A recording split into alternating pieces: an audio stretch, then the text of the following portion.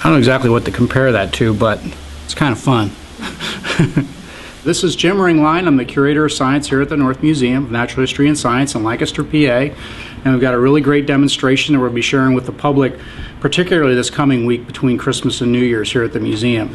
The idea is that this superconducting material floating above magnets is really nothing new. Well, what's special about this crystal is that the sapphire itself has a crystal structure that keeps it stabilized when it's doing this kind of thing. So from its creators, they call this quantum levitation. And the reason that they call it that is because it's got a peculiar quantum effect related to the sapphire crystal that's in this.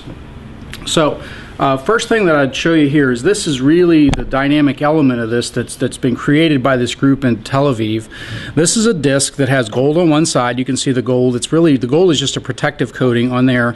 And then you can see on edge that it's very thin. And in the thin layer are two very important components. One is a superconducting material, and then the other one is a sapphire crystal. And what we do with the superconducting material is we've got to cool it down to liquid nitrogen temperature, which is really cold, only 77 degrees Kelvin. And the way we do that is we put together this little package, which is what I'm going to do right here. So we take a foam disc. There's nothing special about this, just a foam that I'm going to put on top of this right here and make sort of a covered disc out of it. I'm going to pour liquid nitrogen out into a container. We're going to put this disc in there. The liquid's going to get inside of here, get in with the foam and the other crystal materials, and then it will make it very cold down to the temperature where the superconducting material will really become superconducting.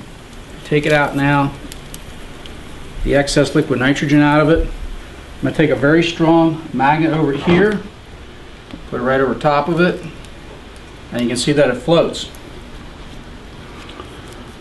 Now, the interesting thing about this is having things float above other magnets is not that unusual. A lot of people maybe have even played around with magnets floating on top of other magnets, but what's unusual about this is how particularly stable it is.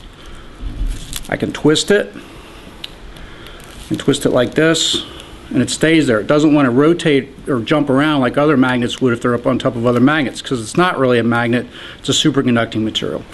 I can even do this, I can even turn it over.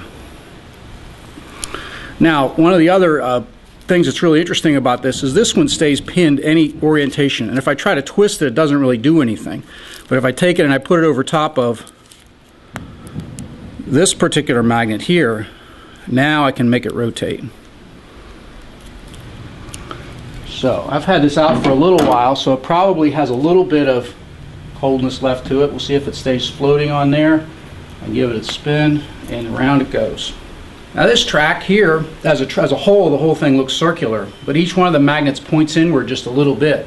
So that's what enables this thing to oscillate or go around this circle here in a circle, because it's got a magnetic field that allows it to do that.